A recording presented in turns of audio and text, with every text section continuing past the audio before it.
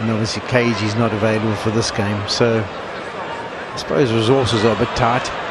Yeah, and that's what I'm on about in terms of that being known and obvious requirement for rotation. So when you do rotate, whatever little experience you have within the squad, you want to make sure is on the park. And then when you bring in youngsters in the quest to broaden your pool, you don't bring 3 and 4 into a bowling attack. You've got to have, you know, 1, maybe 2, so that there is some experience. There are those whose defined roles remain and others whom you can try and mix and match. But as it's gone along, I think it's been too many wholesale changes and a whole new attack playing all at once. And that's difficult to manage for any captain.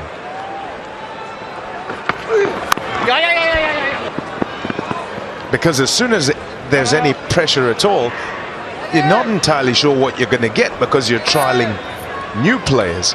Whereas, I don't know, I'll probably speak of a Bartman and a Shamsi, who I think should have played the bulk of all these series that have been. Stubbs today, you think, should probably be out on the park. It's not batters that you rotate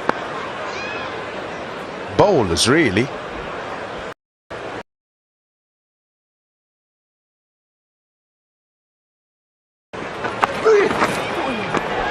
I think we've also seen it in the rugby circles. It's almost like you need to be able to carry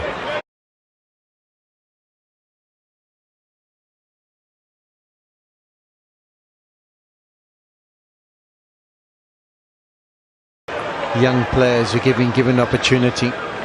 So almost if you have a team of maybe 6 bowling options and the youngster is the 5th, and if he doesn't go according to plan, then the 6th one steps in and kind of does a few of his overs for him. I think that's where people have been most successful in trying to introduce young men. And sometimes you get out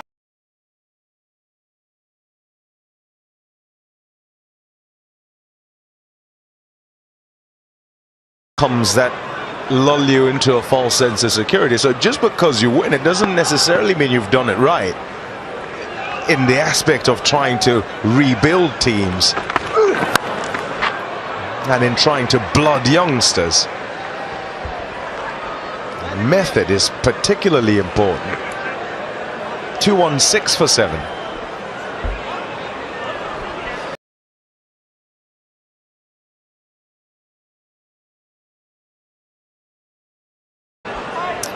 Heine Klaas was a brilliant touch at Boland Park, and he's been in similar touch tonight. 72 of 60 deliveries. These are his 7 4s and 2 6s. And a lot of them come off the middle of the bat. Yes, we've seen a few good reverse sweeps. And then we kind of saw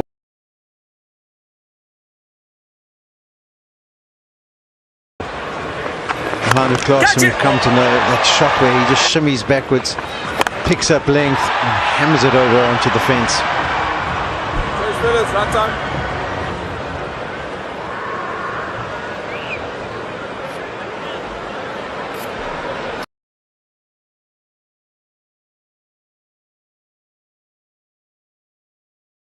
I think every class and wagon wheel that you see, if there's not 1 or 2 or 3 at least going to deep mid wicket off the spinners, it's a bit of a computer error, because it's kind of stock standard in every innings he plays. So prolific, it's picking up length and smashing it in that area.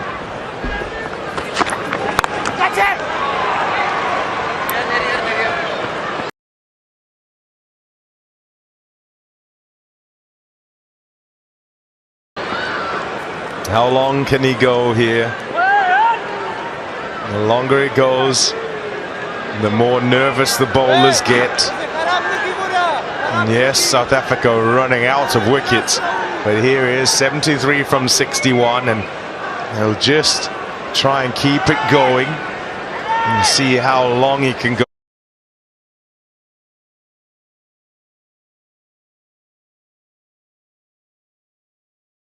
And still try and do the calculation at the back end, and if they're still somewhere near the game with 5-6 overs to go, be careful.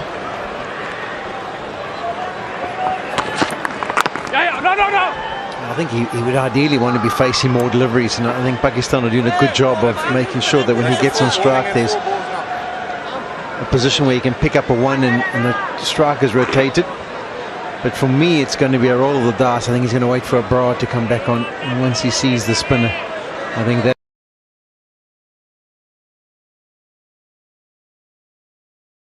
will be the decision. Okay, now I pull the trigger. If I pull 2 good overs if against him, we're right in. For the first time, Pakistan are now ahead of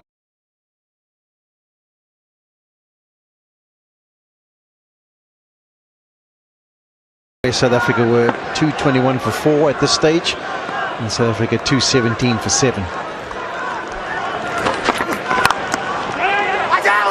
Oh, hurry, hurry.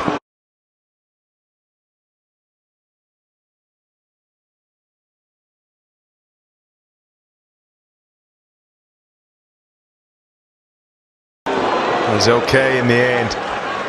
That is evidence of the necessity of getting Klaasen on the strike. And so Fortuyn's job, whilst it is to, absolutely gone if it hits, but must take the risk. He just changed his running direction because he was actually wary of wearing a delivery that was thrown at the stumps. There was Bjorn Fontaine. Where's his boundary? Third up. Fielded. Oh, that's excellent. That gets past. It's gone for 4.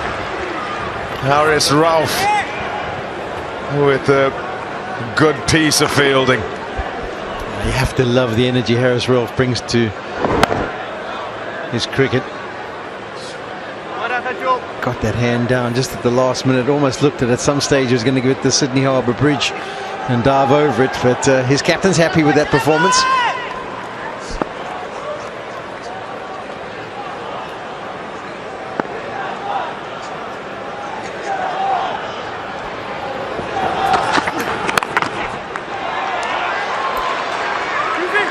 Thinking 2, running hard.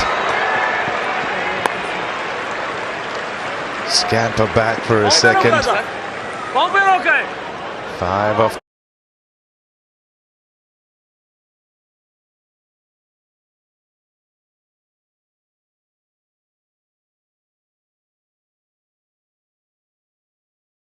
The over.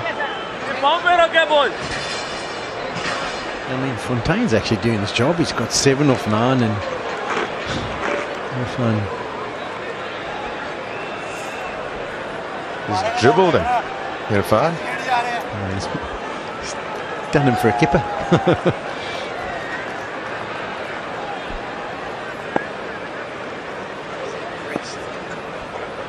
Kamran wasn't happy. It's all right. It's all right. Dot 2-2-1 for 7. Titans की जिद, दिल्ली की दबंगाई, हरियाणा की हिम्मत, कोई हार मानने को नहीं तैयार। पॉइंट्स टेबल की जंग है हर मैच में बरकरार। Watch the exciting pro kabaddi league every day at 7:30 PM.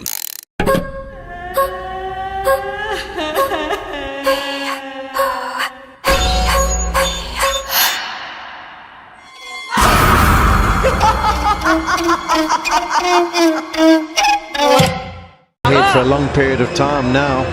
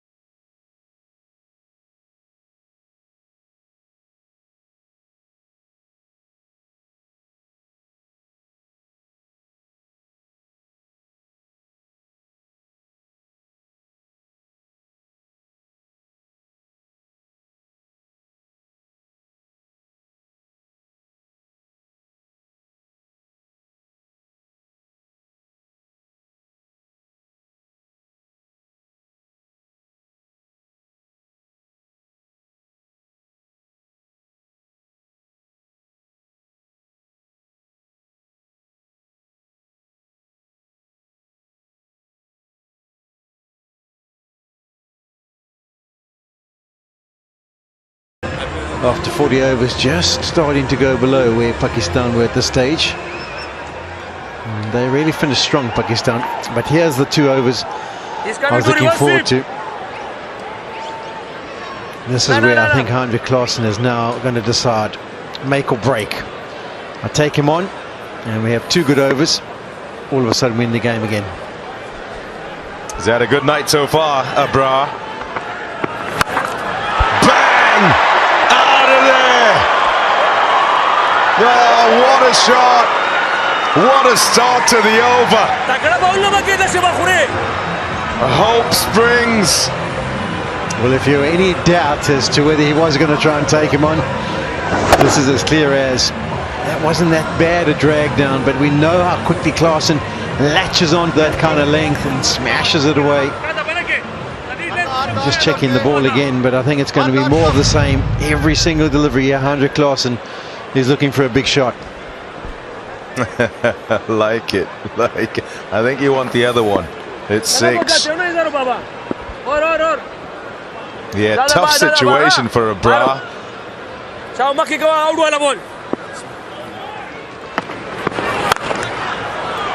Yeah, just take it out the arc. There's the conversation from skipper behind the stumps. And also as you try and think about where you're going to go with Klaasen, whether you should err fuller or shorter. Really, that's his shot, the short one. So rather bring in the stumps somewhat. A little bit surprised actually he took the single, though. Fontaine, he can play a big shot or 2. I would think it would maybe just try to harbour the strike. The crowd, a ripple of applause go around as they get Klaasen back on strike. They're fully aware of the battle that's out there. He's going again. I think he wanted to go the last delivery. It just kind of surprised him, maybe the line and the length. But he won't be surprised this time around. Yeah, looking leg side, surveying the field. Bang again! Gets it done! 6 more! The Klaasen assault has begun. Yeah, this is another good strike. When you have a look at the replay, there's just a little bit of topspin almost from Klaasen. That's why I didn't go way back. He just rolled the wrists on that one a touch, which we don't often see him do. He often tries to keep that bat face open. And that's why it only went to 79 meters, but 79 meters is enough. Second maximum of the over, and he's got the crowd involved as well.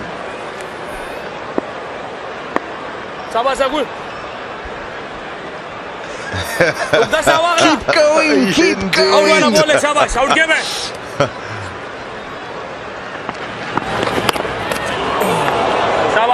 Yeah, that's where I think he's got to be. He's got to try and be outside the arc. He's got a pretty big arc, the hitting arc, Heinrich Klaasen, but you'd rather he was trying to drag it from out there. Could be a reverse sweep, could be on here as well. No, he moves across and then decides I'll just keep the strike. That's a really good over. 15 runs from it, 236 for 7.